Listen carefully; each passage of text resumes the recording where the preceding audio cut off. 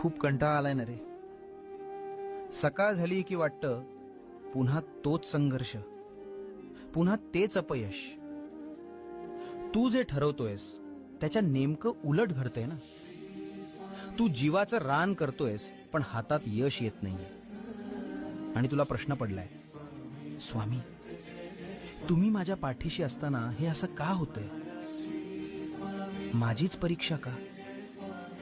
पण बाळा, एक लक्षात घे, जेव्हा गोष्टी तुझ्या मनाविरुद्ध घडतात ना, तेव्हा त्या माझ्या मनासारख्या घडत असतात. तुला जे हवंय ते देणं मला एका सेकंदाचं काम आहे. पण मला तुला चांगलं नाही तर सर्वोत्तम द्यायचंय. थोडा दम धर. तुझं यश बघून जगाचे डोळे दिपून जातील. मी लिहितोय तुझी कथा. ती साधारण कशी असेल? आजचा कंटाळा, उद्याचा